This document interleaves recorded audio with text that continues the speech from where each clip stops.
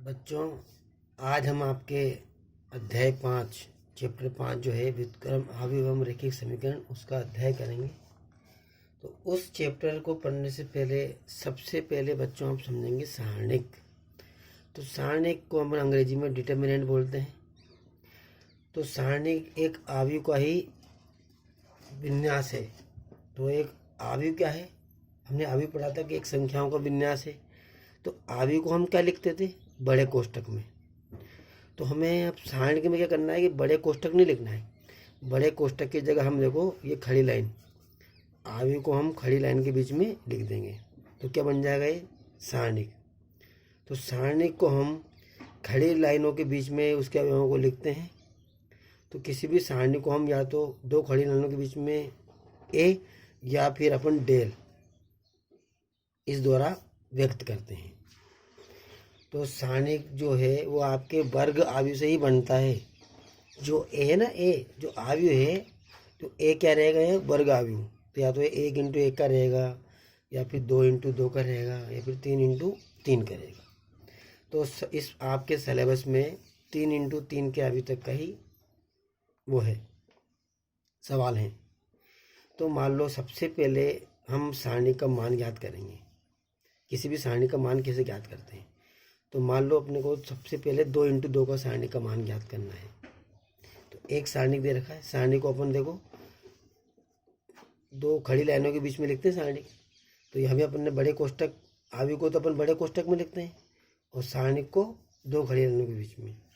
तो यहाँ दो खड़ी लाइनों के बीच में लिख रखे अपन ने 2 इंटू 2 का सारणी के -3 2 और -1 2।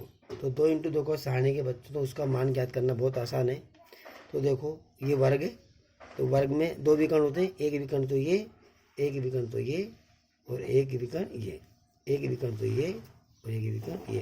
तो पहले अपन मुख्य विकर्ण के अवयवों को गुणा करते हैं। देखो तो मुख्य विकर्ण के अवयव कौन कौन से हैं? -3 और 2। तो अपन ने -3 को 2 से गुणा किया तो -6। फिर बीच में क्या लगाना है अपन को? माइनस। बीच में क्या लगाना है? माइनस। फिर अपन गुणा करेंगे तो दूसरा विकर्ण है, पहले हम यूँ गुणा करेंगे, बाद में यूँ गुणा करेंगे। तो हमने यूँ गुणा कर लिया, तो यूँ गुणा किया तो -3 इंटू 2। अब हम यूँ गुणा करेंगे तो 2 को -1 से गुणा करेंगे तो -2, और बीच में क्या लगाएंगे? माइनस। पहले यूँ गुणा और यूँ गुणा और बीच में क्या लगाना है? माइनस। ऐसे करने सारे सवाल। तो देखो -6 और ये माइनस माइनस क्या हो गया? प्लस। तो +4। तो -6 में से दो प्लस के 2 गए तो -4। देखो बच्चों एक और सवाल देखो, 2 इंटू 2 का इस सारणी का मान आपको ज्ञात करना है। तो देखो पहले हम यूँ गुणा करेंगे तो 0 को 4 से गुणा करेंगे तो 0, और बीच में क्या लगाते हैं हम? माइनस। फिर अपन यूँ गुणा करते हैं, तो पहले यूँ गुणा कर लिया आपने, अब यूँ गुणा करेंगे तो 6 को 3 से गुणा करेंगे तो -18। तो 0 में से 18 गए तो -18। अब बच्चों देखो हम ये 2 इंटू 2 को सारणी का मान अब तो ज्ञात कर लिया। अब हम 3 इंटू 3 के सारणी का मान ज्ञात करेंगे। तो 3 इंटू 3 का कोई सारणी आपको दे रखा है, उसका मान आपको ज्ञात करना है। देखो बच्चों सारणिक में हम अवयवों को क्या में लिखते हैं? दो खड़ी लाइनों के बीच में। तो ये 3 इंटू 3 का सारणिक आपको दे रखा है।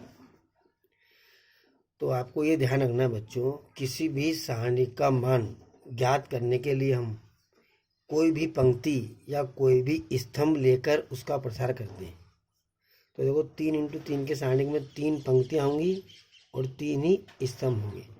तो आपको कोई भी एक पंक्ति या कोई भी एक स्तंभ लेकर प्रसार करना है, या तो एक पंक्ति लेनी है या फिर एक स्तंभ लेना है, जो भी आपकी इच्छा हो।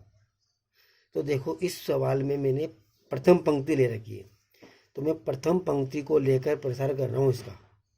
तो प्रथम पंक्ति में देखो क्या है? 11 12 13। तो सबसे पहले देखो आप ये 11, ये 12 और ये 13। तो 11 में देखो 1 और 1 2, 12 में देखो 2 और 1 3, और 13 में 3 और 1 4। आई और जे को हमें जोड़ना है। यदि आई और जे सम आता है तो हमें प्लस का चिन्ह लेना है, और आई और जे का योग विषम आता है तो माइनस का चिन्ह लेना है। तो सबसे पहले हम प्रथम पंक्ति के अनुदिश इसका प्रसार करेंगे बच्चों। तो प्रथम पंक्ति क्या है आपके? -3 -2 5। तो प्रथम पंक्ति का पहला अवयव क्या है? -3। तो हमने प्रथम पंक्ति का पहला अवयव A11। तो A11 में देखो 1 और 1 2, तो सम है, तो चिन्ह नहीं बदलेगा, -3 ही रहेंगे। अब देखो आप, ये जो -3 लिया है हमने, इसको हम यूँ आड़े से भी ढक लेंगे और इसको यूँ खड़े से भी ढक लेंगे। तो कौन सा अवयव बचा बता दो? तो बचा है 0 3 -4 6। तो ये 2 × 2 का सारणिक बन गया। तो देखो बच्चों 0 3 -4 6, 0 3 -4 6 आ गया। अब हम इसी पंक्ति का दूसरा अवयव है -2। तो ये क्या है? 12, A12 है। तो A12 में देखो 2 और 1 3, तो 3 तो विषम में, तो हम यहाँ माइनस आएगा। देखो सम में प्लस आता है, विषम में माइनस, तो माइनस ले लिया हम। अब कौन सा अवयव ले रहे हैं हम? -2। तो जो लेंगे हम उसको यहाँ लिखना भी है, उसको ढकना भी है। तो -2 को देखो हम यूँ खड़ा भी ढक लेंगे और यूँ आड़ा भी ढक लेंगे। देखो बच्चों, खड़ा भी ढक लिया और आड़ा भी ढक लिया। तो क्या बचा? 6 3 1 6। तो देखो 6 3 1 6, देखो आप 6 3 1 6 लिख दिया मैंने। 2 × 2 का सारणिक बन गया। अब देखो ये तीसरा अवयव क्या है? +5। तो देखो 11 12 13। तो 13 में 3 और 1 4, 4 समय, तो चिन्ह क्या रहेगा? प्लस का। अब 5 है, देखो 5 को लिया हमने, तो 5 को हमें यूँ आड़े भी ढकना है और यूँ खड़े भी ढकना है। तो कौन सा अवयव बचेगा? देखो बच्चों, कौन सा वर्ग बचा? 6 0 1 -4। तो देखो 6 0 1 -4। तो इस प्रकार से आपकी ये पहले 3 × 3 का सारणिक था, अब ये 2 × 2 का सारणिक बन गया।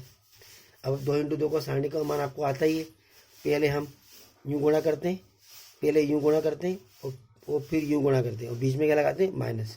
तो 6 को 0 से गुणा करेंगे बच्चों, तो 0 और माइनस लगा दिया हमने, और 3 को -4 से गुणा करेंगे तो -12। ये माइनस माइनस क्या हो जाएगा? प्लस। पहले हम यूँ गुणा करेंगे तो 6 गुना का 36, 6 को हम 6 से गुणा करेंगे तो बच्चों कितना आएगा? 36। और 3 को 1 से गुणा करेंगे तो -3। अब ऐसे देखो बच्चों आप, हम 6 को पहले -4 से गुणा करेंगे तो 6 चौक 24, और 1 को 0 से गुणा करेंगे तो 0। अब इनको हल कर लो, ये माइनस माइनस प्लस हो गया बच्चों, तो 12 × 36, 36 में से 3 गए तो बच्चों 33 बचा। तो 33 दूनी कितने हो गए? 66। और ये 5 24 120 माइनस के 120। अब देखो बच्चों 36 में से 66 घटाओ हम, तो कितने बचे? प्लस के 30। और 120 में से आप 30 घटाओ, तो ये -90। तो ये आपके इस सारणी का मान है बच्चों। तो एक और उदाहरण देखो बच्चों आप, उससे आपको और अधिक से स्पष्ट हो जाएगा कि अपन सारणी का मान कैसे ज्ञात करेंगे। ये भी 3 × 3 का सारणिक दे रखा बच्चों, इसका मान अपन को मान ज्ञात करना है।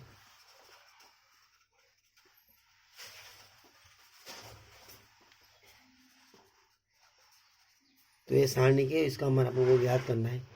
तो बच्चों जैसे कि मैंने आपको बताया था कि हम किसी भी सारणी में किसी भी पंक्ति या किसी भी स्तंभ को लेकर उसका प्रसार करते हैं और उसका मान ज्ञात करते हैं। तो देखो 3 पंक्तियाँ और 3 स्तंभ हैं, तो जो आपकी इच्छा वो लो आप, कोई सी भी पंक्ति या कोई सा भी स्तंभ, परंतु एक पंक्ति या एक स्तंभ ही लेना है। देखो इस सवाल में हम तीसरे स्तंभ के अनुदिश प्रसार करेंगे। तो ये तीसरा स्तंभ बच्चों 6 -2 और 1। तो देखो ये 11 12 13, 21 22 23, 31 32 33। तो ये देखो 13 23 और 33। तो सबसे पहले देखो 6 है, तो 6 क्या आया? A13। तो A13 में 3 और 1 4, तो 4 तो समय, तो चिन्ह प्लस ही रहेगा। तो हमने 6 ले लिया। अब 6 लेने के बाद हम इस 6 को ढकेंगे। देखो बच्चों, खड़ा भी ढकेंगे और आड़ा भी ढकेंगे। तो कौन सा आपके सारणिक 2 × 2 का सारणिक बन गया है? 0 7 5 -8। तो देखो लिख दिया मैंने यहाँ 0 7 5 -8। अब देखो ये -2 हैं, तो ये तो है आपके 13 और ये 23। तो A23 में देखो 2 और 3 5 होते हैं, तो 5 तो विषम है, तो विषम में क्या आएगा? यहाँ माइनस। और अपन ने -2 ले लिया, तो जिसको लेंगे वो ढकना भी है, तो -2 लिया अपन ने यहाँ, तो -2 को हम यूँ खड़ा भी ढकेंगे और यूँ आड़ा भी ढकेंगे। तो बच्चों देखो कौन कौन सा अवयव बच रहा है? -1 4 5 -8। देखो -1 4 5 -8, तो -1 4 5 -8 लिख दिया अपन ने। अब तीसरा अवयव क्या है? 1। अब इस 1 कौन सा है? ये तो था 13, ये 23 और ये 33। तो 33 में 3 और 3 6, 6 तो सम है, तो सम में प्लस का चिन्ह आएगा, तो हमने प्लस लगा दिया। अब इस 1 को हम यूँ खड़ा भी ढकेंगे और यूँ आड़ा भी ढकेंगे। देखो मैंने उंगली से ढक रखा है, खड़ा और आड़ा। तो कौन सा सारणिक बचा? -1 4 0 7, -1 4 0 7, तो -1 4 0 7 लिख दिया बच्चों मैंने। अब देखो 2 × 2 को सारणिक तो बहुत आसान है मान ज्ञात करना। तो पहले अपन -8 को 0 से गुणा करेंगे, 6 की जगह तो 0 है ही सही, तो इसको गुणा करेंगे तो 8 को 0 से गुणा करेंगे तो 0, बीच में क्या आता है माइनस, 5 7 35। अब ये माइनस माइनस क्या हो जाएगा प्लस, पहले माइनस इसको गुणा करेंगे पहले अपन यूँ, तो -8 को -1 से गुणा करेंगे तो 8, और बीच में क्या लगाते हैं -5 चौक 20। ऐसे देखो -1 को 7 से गुणा करेंगे तो -7, और ये 0 को 4 से गुणा करेंगे तो 0। 35 संग 210 बच्चों, 20 में से 8 गए तो -12, -12 को 2 से गुणा करेंगे तो -24, और -7 को 1 से गुणा करेंगे -7, तो 210। ये सब माइनस के सब जुड़ जाएंगे, 24 और 7 31, 31 और 210 -241। तो इस प्रकार से बच्चों हम सारणिक का मान ज्ञात करते हैं। मान लो आपको ये सारणिक, पहले हमने तीसरा स्तंभ लिया है, अब मैं आपको इसी सारणिक का मान को दूसरी पंक्ति के अनुदिश प्रसार से, अब मैं दूसरी पंक्ति को लेकर भी प्रसार करूँगा तो भी आपके उत्तर ये आएगा। देखो बच्चों, तो दूसरी पंक्ति में कौन सा अवयव है? दूसरी पंक्ति देखो, दूसरी पंक्ति ये है 0 7 -2, तो ये 21 22 23, 21 22 23। तो सबसे पहले बच्चों देखो आप कौन सा है? 0, तो 0 क्या है? 21, 21 मतलब 2 और 1 3, तो विषम है, तो विषम में देखो आप 0 से गुणा करेंगे तो माइनस का 0 आएगा। हम 0 को ढकेंगे, आड़ा भी ढकेंगे और खड़ा भी ढकेंगे। तो देखो कौन कौन से बच्चे अभी बच रहे हैं? 4 6 -8 1, 4 6 -8 1, देखो 4 6 -8 1। अब दूसरा अवयव क्या है बच्चों? 7, तो ये 21 22, तो 22 में 2 और 2 4, 4 समय चिन्ह प्लस का रहेगा, तो प्लस के 7। हमने 7 लिया है तो 7 को ढकना है आप, तो 7 को आप आड़ा भी ढको, ये देखो आड़ा भी ढको, और 7 को आप खड़ा भी ढको। तो कौन कौन से अवयव बचे हैं बच्चों? देखो आप -1 6 5 1, तो -1 6 5 1। अब देखो ये कौन सा है? 21 22 23। अब 23 में देखो बच्चों आप 2 और 3 5, 5 विषम में, तो चिन्ह का आएगा माइनस का। अब ये -200 यहाँ पहले से ही है, अब -2 को हम ढकेंगे, देखो -2 को हम आड़ा भी ढकेंगे और खड़ा भी ढकेंगे, तो क्या बचेगा? -1 4 5 -8, -1 4 5 -8। अब देखो बच्चों, अब हम इनको गुणा कर लेंगे। देखो 0 से हम किसी भी संख्या गुणा करते हैं तो क्या आता है? 0, और यहाँ 7 है, तो पहले हम ये गुणा करेंगे, तो -1 को 1 से गुणा करेंगे तो -1 और -30, और ये माइनस माइनस प्लस हो जाएगा, तो -1 को 8 से गुणा करेंगे -1 से, तो 8 एकम 8, बीच में -5 चौक 20। तो देखो बच्चों ये 30 और 1 31, 31 को आप 7 से गुणा करोगे तो 7 एकम 7, 7 या 21, 217 माइनस के, और 20 में से 8 गए तो 12 दूनी -24, और हम इनको जोड़ेंगे बच्चों, तो 24 में आप 17 जोड़ो, तो 24 में 17 जोड़ेंगे अब तो -241। तो देखो ये और ये आंसर सेम ही है, तो आप किसी भी पंक्ति या किसी भी स्तंभ को लेकर प्रसार करोगे तो आंसर सेम ही आएगा बच्चों।